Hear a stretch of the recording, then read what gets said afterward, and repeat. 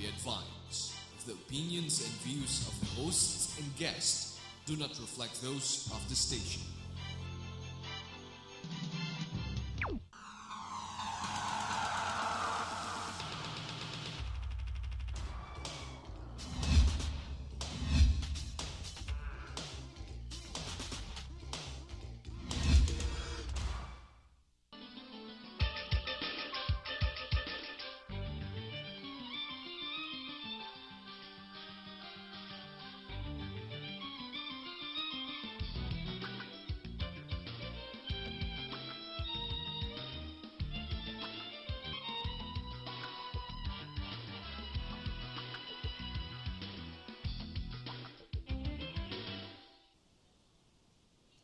Magandang umaga po sa inyo. Welcome to our show, Usapang Kalusugan. We will be together for the next hour. Pag-uusapan natin ang mga paraan kung paano manatili ang magandang kalusugan sa isang katawan. Ano man ang edad mo. Ha? Ayun. Alright, kasama ko po dito sa programa natin ngayon ang ating kapatid na si Brother Vic Chua ng Philippine College for the Advancement in Medicine at ang ating special guest po ngayong umaga ay dati na nating nakilala dito sa ating programa si Dr. Marisa Torre. Siya po ay homeopathic physician. So marami siyang naalalaman po, lalong-lalo sinatawag nating anti-aging therapy. Marunong siya sa chelation therapy at saka natural nutrition at saka sa mga herbal preventive medicine. Meron din siyang alam sa homeopathy at saka homotoxicology. At siya po ay member din ng American College for the Advancement in Medicine. Yun ata ang pinagkopyahan ng PICAM, ano? Kung pwede natin sabihin yun. Alam po ninyo, minarapat namin na uling pag-usapan itong tinatawag nating anti-aging. Sapagkat, kuminsan, nadidinig natin itong salitang aging, yung sabihin natin pagtanda. Pero iba ang pag-intindi natin sa loob ng ating utak, akala natin itong, for example, itong aging, naku, wala akong magagawa, ako'y talagang tatanda, dadating ang oras. Well, totoo naman po, hindi ba, na meron tayong takdang panahon dito. Na gano'ng katagal tayong mabubuhay dito sa mundong ito. Pero wala pong sinasabi saan man nating makikita na kailangan tayo na mayroong sakit na malubha pag oras na natin ikangana, malis na sa mundong ito. In other words, it is not necessary that we become sick and old and senile, etc., etc. And we can see this, pagkat marami tayong nakikita 80, 90, pero matalas pa ang utak. Pero ang kadalasan, pagdating nila sa ganung edad, medyo mahina ang katawan. Ngayon, kailangan maunawaan natin paano at bakit nangyayari itong ganito. So dito, Doktora, ikaw, gusto mo mag-umpisa, maybe to be able to just give a broad definition. Ano ba ibig sabihin ng proseso? Kasi ang pangit pakinggan na yung proseso ng pagtanda eh. Ha? Parang hindi magandang pakinggan. Ano ba talagang ibig sabihin nun? Ang aging process po kasi kinakailangan magsimula talaga tayo on a early stage pa lang, pinaprevent na natin yung aging. Kasi ang aging, kaya nagkakaroon ng polluted na yung ating cells. Yung aging process, nako-contribute yan yung stress, yung lifestyle natin, yung mga lack of exercise, yung mga ginagawa natin, like mga habits natin, drinking a lot of coffee, mga alcohol. So those things are polluting the cell. So kinakailangan sa cellular membrane tayo magsimula, sa cell mo mismo tayo magsimula. Pagandahin natin yung cell para maging maganda rin yung function niya all throughout our years. No? Okay, in other words, ang sinasabi dito ni Doktora, ang pagtanda daw ay resulta ng maling pamumuhay. In many ways, dahil lang sa hindi tamang nutrisyon, mahilig kayo sa fast food, mahilig kayo sa ganito at sa gano'n, na wala, kundi puro mga simple carbohydrates na madaling ma-convert sa sugar. So, iyon po nagiging accumulation na hindi naman biglang dumadating. Para pas kuminsan pagdating pagka medyo may edad na, sabay-sabay naman babagsak, hindi mo malaman kung anong unahin mo. So, ang sinasabi dito ni Doktora is simply na kung gusto mong manatili yung kalusugan mo hanggang sa kaduluduluhan, kailan, anong edad ka man aalis at dito sa mundong ito, start early. Kailangan maaga pa mag-uumpisa ka na pangalagaan talaga ang buong pagkatao mo. Pagkat hindi kailangan na ikaw ay dumami ang taon mo, tapos ikaw ay ansama ng kalusugan. Yes. Isang definition natin ng menopausal syndrome. Ang yung something to ponder on. we usually say na menopausal syndrome, mayroong nagkakaroon ng syndrome, symptoms, ano, mayroong namumula, no? Ang mostly we can attribute to what? It is, if you have that kind of syndrome, it is because when you're young, hindi mo inalagaan sarili mo. Ngayon, nag-withdraw ang estrogen, sa production of estrogen, ang nangyayari, yung katawan mo, hindi kaya na halimbawa yung change of hormonal change. Okay, Kaya, but we have to explain a little bit why are hormones so important. Kasi hormones, ito yung makalimutan. The body produces a lot of hormones from different glands, from the pituitary gland, the thyroid glands, the ones above the kidney, etc. But they are the regulators of the body ng mga bodily functions. Kanya pag ang hormonal production mo hindi mo inalagaan, nagkakaroon ng imbalance. You're talking about fundamentally about 5 different types of hormones, although there are more, that are so important at vital to the body na kung kailangan mong pagtiyagaan na tingnan kung yung balance nun ay nandun. Sapagkat pagka na out of balance, andyan sa lalaki, mahalaga, although it's also important for women, ang level ng testosterone mo, ang level ng progesterone, ang level ng estrogen, which is the female main hormone, tsaka yung estriol, tsaka estradiol. Pagka nawala yung balancing yun, hindi naman pwedeng basta bibigyan ka lang ng isa. Kasi ang hormone replacement theory seems to be almost a standard na binibigay sa babae pag dumating ng certain age, no? Lalo na yung tawag na nagme-menstruate ka na. Actually, there is no hard and fast rule about when you will menstruate. It is a consequence of an imbalance in your hormonal production that causes you to lose menstruation, di ba? Yes. Biglang bumagsak ang estrogen mo, no, or some other combination hormone, kanya nagkakaroon na ang menopause. But otherwise, if you look sa scripture, di ba? Sarah was 75 when God said she was going to Give birth. to have a son. Kanya nagtawa si Sarah, yung asawa po ni Abraham yun. But God gave them a child when she was almost 100. Kasi halos 25 taon nilang hinantay yung anak na pinangako sa kanila ng Diyos. No?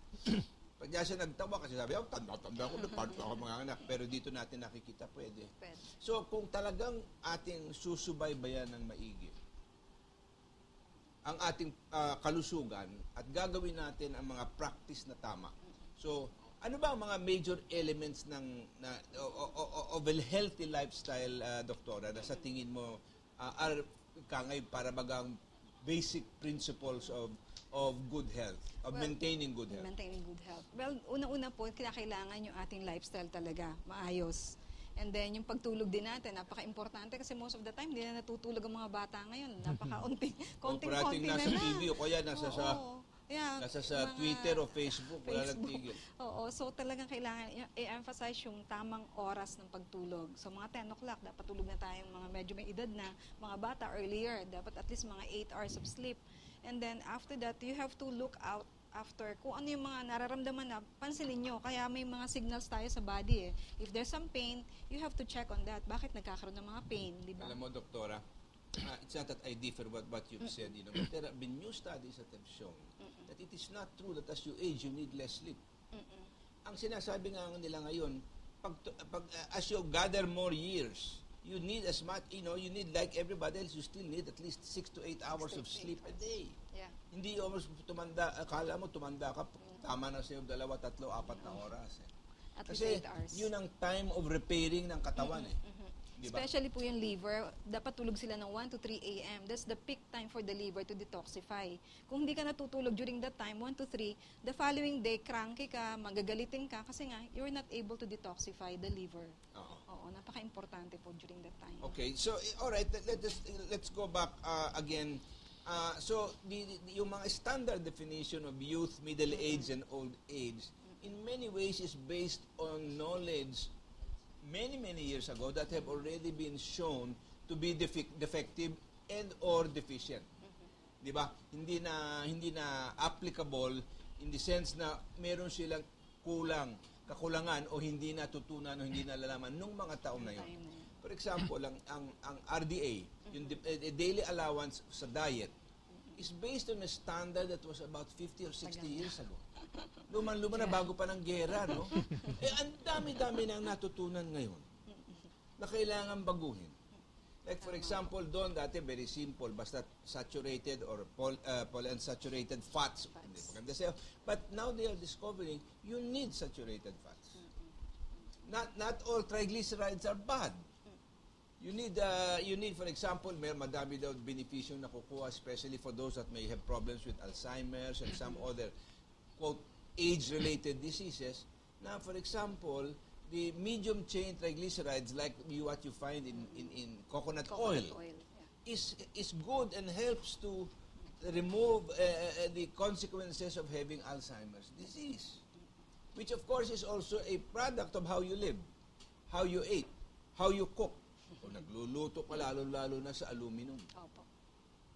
The aluminum ions begin to go into the food that you eat. And that aluminum, di ba kamo, Brother Vic, ends up in your brain. In the That's brain. right. Accumulate sa mga nerve tangles. Oo. Tapos sisira, dismantle niya yung function. In other words, the synapses cannot function well. Yes. Yung synapse po ang tawag doon, yung two brain cells communicating with each other. Pagka naggulo po yung Lalo doon, yung transmission. yung transmission, makikita mo, makakalimutin ka, o hindi mo maalala ito, hanahanap mo yung salamin mo, yung pala nandun lang sa babaw ng ulo mo, yung mga ganun. Yun ang mga signs of aging. Yeah, It is a sign na merong nangyayari sa ano mo. We took that up some time ago, no? Na yung sa Toronto University binuksan at saka nakita aluminum na accumulated diyan sa brain, no? Oo. Kaya sinira yung brain, nag-shrunken yung brain, hindi na kaya halimbawa nag-compromise. Okay. Maaga dumadating ang mga text natin ngayon, no? Ito from 0908-451-9556 from Kasiguran mula sa Aurora. Tanong ko lang po kung ano ang pwedeng kainin o gawin ng katulad ko para ma-lessen ang aging kung kami ay malayo sa city. Alam po nyo, walang kinalaman yun sa layo mo sa city o lapit mo sa city. O, ikaw, Doktora, why don't you... Mas maganda nga yung lugar niya eh. Mas may fresh air. Kasi Dito sa city, wala tayong Dito, fresh puro air. diesel smoke at saka gasoline fumes ang iyong lalanghapin. Oo, nandun, may maganda silang beach. They can walk on the beach. Maganda yung ions na makukuha natin. Mas maganda yung charging ng katawan mo. They walk every day on the beach for 30 minutes along yung sa sand para ma-energize. And then drink more water, yung mga fresh water from the maganda doon kasi Keep yourself well hydrated. Oo, at saka yung mga gulay, ang daming gulay. May Antioxidants. malunggay, may ampalaya, lahat ng green.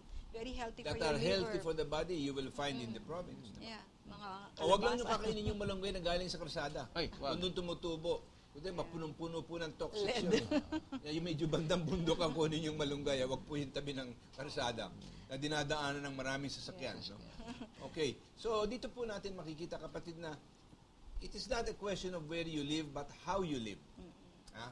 Hindi yung saan ka nakatira, kundi paano ka nakatira. Kung sa kinatitiran mo, for example, dito, nandito ka sa, lagay mo, sa syudad, naku, langhap mo lahat ng pollution dyan, etc. Kailangan pupunta ka sa bundok, pupunta ka sa ibang lugar para madagdagan ng oksihenong pumapasok sa paghinga mo, no? Kasi madalas po ang hangin sa urban area, konti na lang, hindi masyadong maraming oxygen. Mas maraming carbon dioxide, monoxide, and all the other pollutants. Lead pollution, diesel pollution, gasoline pollution, at maraming mga makinang tumatakbo, so maraming dinidischarge ng mga toxic gases.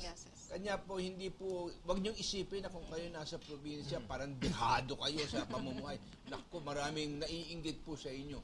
Na kung sana, kung pwede lang silang pumunta ng probinsya, ganun ang kanilang gagawin. alam mo, yung minsan, nung early time, ang sinasabi nila, ay, maganda kung mamamasyal tayo sa Luneta.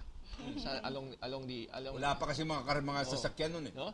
So, pagpunta mo riyan, they feel parang energized. Ano ibig sabihin no? Because the seawater, yung breeze, no, has negative ion. So, katulad na halimbawa kung meron diyan sa Aurora na yung mga waterfall, no? Maganda kasi you absorb negative ion. And tandaan mo, yung ating mga toxins sa katawan, they are all mostly positive ion. Kaya pag nag-inhale ka ng negative ions, it now Nababalance neutralize yung mga pollutants. Ganon. Okay. Alam po niyo kasi, kailangan ng katawan, ang katawan po natin, mayroong built-in process to neutralize negative ions or toxic material. No? So, kailangan tutulungan natin ang katawan natin. How? Ang ating pamumuhay, yung sinasabi ni Doktora, nandiyan po ang paraan mo ng paghinga. Marami sa atin, pag humihinga, dito lang sa ibabaw ng dibdib, no? Short. That means, hindi ka nakakalanghap ng sapat na level ng oksiheno. Oxygen.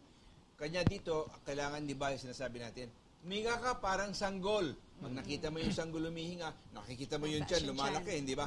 That means, malalim ang paghinga ng sanggol. Gumagalaw ang tiyan tayo, pag humihinga tayo, alas hindi gumagalaw yung tiyan natin. Ibig sabihin, yung ilalim po ng ating baga, hindi na-activate, hindi nakakatanggap ng sapat na oksiheno. Sapagkat paghinga po natin yan, ang nangyayari dyan, yung dulo ng ating mga baga, yun ang nagre-release ng oksiheno sa dugo habang kinukuha naman yung carbon dioxide na lumalabas na saman sa ating hininga. So yung paraan na yun, yung paghinga natin, yung mga iniinom natin, kung wala ka namang ginawa sa probinsya, kundi uminom ng tuba, ng masyadong alcohol, talaga magpo-problema ka. But you must keep yourself hydrated. And one of the things that we've found out, also, although I'm saying don't do too much of it, because it has a cooling effect on the body, is to eat buko juice or what they call coconut water. The best. Na napakahalaga sa ating katawan sapagkat lalo na kung nagbabanat ka ng buto, nagpapawis ka ng maigi, na ibabalik no ng electrolytes ang ating electrolytic balance sa ating katawan. At saka swerte tayo dito sa Pilipinas. Coconut is very abundant. Yeah. Yung mature natin, the last time na nandito si last time na nandito si Doktora, we were talking about yung coconut pala, meron siyang isang klaseng cytokine.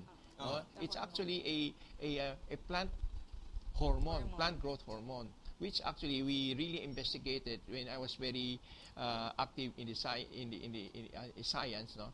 Na itong cytokine is actually a plant growth hormone, but it has some resemblance in our growth hormone in our body. Anti-aging yon. Anti-aging yon, no? So pagka ganun na if you're taking coconut in the other countries around coconut water are very famous now in the other countries. Europe, dito sa atin it's very abundant. Kaya nandiyan yung anti-aging anti-aging supplements sa ating kaligiran. Yeah. Napakadami po talagang pwedeng gawin. Itong nagsusunod na text sa atin 0932-883-2299. Pakisabi lang po kung saan kayo, pag yan yung pangalan nyo, where you are from, para meron kaming magandang record. Alam po sa tanong niya, good I am, please include in your discussion the natural hormone replacement for men and women at 50. Okay. Alam po ninyo, I do not know, there is no such thing as saying that you need replacement at the moment you're 50. As a matter of fact, you may need it many years before the age of 50 and probably more so beyond the age of 50. It is going to be and has to be a better function of doing what is called a blood exam that will give you a hormonal profile. No? You can ask an endocrinologist about that to get a hormone. Para malaman kung you have enough hormones that are needed by the body, plus you have a proper balance in terms of the hormone levels that are different in the body. But even in the, kasi isa pang bagay na kailangan tingnan yan, and this is one of the most important hormones also in your body, is the HGH, the human growth hormone that's produced by your pituitary gland, no? At ipaki-explain ka mga doc ang significance ng HGH levels. Kinakailangan kasi po ma-check natin din sa it could be blood or saliva. Pwede rin sa saliva kunin Kasi yan. sa clinic po, ang ginagawa namin sa saliva. O Sa saliva lang. sa lalaki naman, urine. Pwede rin sa urine. So, there are ways na makikita natin yung level Hindi kasi yung sakit ng through the blood. So, makita natin dyan. Pag abnormal, kasi we can check yung testosterone, progesterone, DHEA, yung mga mother hormones natin, and then the 3 kinds of estrogen. Na most of the time sa babae, ang tumataas, yung bad estrogen. Kaya sinasabihan ko yung patient ko, you have to watch out kasi papunta doon sa pathway going to the bad kind of estrogen, and that can trigger cancerous growth. So what we do is to give cruciferous vegetables, yung mga DIM, na makakatulong sa breakdown ng estrogen to the good pathway. Kasi nga may left and right, yung good and bad pathway ng estrogen. So kinakailangan talaga magkonsulta sila, tingnan natin yung level ng mga hormones natin, and then we will supplement kung anong kailangan. Or kung minsan pwedeng herbal supplements lang, or some homeopathic remedies. Hindi kinakailangan talagang cream kaagad na estrogen or ano eh. May mga ways and means Although na I pwede guess natin we gawin. want to say that if you must take supplementation, make sure you get bioidentical Yes, hormones opo. rather than Pwede. hormones made from the urine of horses Yes, better. or other animals, di ba? Oo. Na meron kasi ang hormone plant hormones or plant estrogen type hormones, for example, are very similar to Similar. human hormones. To especially to human estrogen. Kanya kung kukuha ka ng hormones to balance off or to establish the proper levels, yun ang kailangan mong gawin. Na you get what is referred to as bioidentical hormones. Yes, Alam mo, the viewers usually are most concerned is narinig nila yung testosterone, no? Tapos yung estrogen, yung mga gano'n, yung mga sex hormone. But one of the most important thing in anti-aging is to measure how the pituitary releases yung human growth hormone called somatotropin. No? Ito kasi ang napaka-importante itong pituitary gland na ginawa ng Diyos. Functioning well. Oh, itong pituitary gland, pagka halimbawa nag-produce ng human growth hormone, itong human growth hormone na somatotropin will trigger the liver to produce somatomedin, which is IGF-1, which is actually insulin-like growth factor. No? Now, ano bang pakialam ng IGF-1? Because the IGF-1 or somatomedin is the one responsible to trigger the different glands. Buhayin. Alam mo, Brother Vic, the only thing that I would like to add that our people will know, alam po ninyo, the pituitary gland keeps on producing HGH. But if the kalusugan is not well maintained, hindi nire-release sa katawan eh. So, ang paggamit ngayon is not supplementation with HGH, but supplementation with HGH releasers to cause the pituitary gland to release more. So that kasi although there are some people who recommend direct supplementation through injection of HGH, it can have very troublesome effects and side effects kasi iba-iba ang tao, hindi mo masabi na ganito maging epekto ganun. So kuminsan yung iba dyan na nagkumuha ng HGH, either biglang tumangkad o kaya biglang humaba ang isang daliri. So marami pong kung minsan na problema associated. So ang binibigay, pinire-recommend ng marami dyan, ng mga good health practitioners, is to load up on what they call the releasers. Yung that will cause the pituitary gland to release more HGH hormone. Tama si Brother Victor na, kailangan mo talaga yan. Although he was giving you the technical elements of the... Hindi lang sa sex hormone. Napaka-importante yung pinaggagalingan ng yung pituitary gland, nag-release ng yung mga... Kaya Brother Vic, kailangan bigyan ng secretagogues. Meron tayong mga amino acids na kailangan na magpuproduce sila. I-stimulate yung sarili mo na mag-produce. Hindi yung basta saksak ka na ng saksak. Dagdag lang ng yung dagdag. secretagogue, yun na sinasabi ni Doktora, yun na sinasabi na, halimbawa, kapalit o malapit sa human growth hormone pero hindi naman siya complete. Pero ito namang secretagogue is not a hormone. Itong releasers is not a hormone. No. It simply stimulates the pituitary gland to release what it has produced. That's right. And otherwise, hindi nakikinabang ang katawan. Now, we go back to the principle. Bakit ba napakahalaga niya mga hormones na yan? Sapagkat yan po ang regulators ng katawan natin. As a matter of fact, pansinin mo, itong ginawa ng Diyos yung somatotropin sa pituitary gland, yung human growth hormone, iti-trigger niya ang liver mo, mag-produce ng somatomedin, yung IGF-1, pero may papel din yung itong IGF-1 na ito. Siya ang namamahala na gisingin yung lahat ng ibang mga bahagi ng which is actually, it boils down to one thing, na our whole body is being regulated by the different glands. Okay, but what we're saying again is we want to repeat, that's the function of the hormones in general. That's to regulate the different functions of the different organs and the rest of the body. So, napakahalaga po na balansyado at tama ang level. And as we age and we have lived improperly, I know that the question is, what do I do? I'm 50. We only realize now, dahil ko pa lang ginawa sa buhay ko. Pero pang gagawin ko, andito na ako, no? So, the most important thing is, whatever age you are, once you begin to realize that you want to really have your health well, you should do a thorough checkup of your body. Your blood, your urine, your fecal matter, lahat yan, pati test mo, your hormonal levels, even your lipid panel. Pagkuha mo yung lipid po, ibig sabihin yan, fats, no? So, para makita mo ang kalagayan ng buong katawan mo, you will even have even auditory. Kasi isang bagay, for example, na nakikita sa mga, quote, tumatanda, the sensitivity to high-frequency sounds gets lower and lower habang tumanda. But is that preventable? Can it be restored? The answer is yes. Okay, before we get to the next text po, we have to pause for a few reminders. Wag po kayo mawawala. We'll be right back.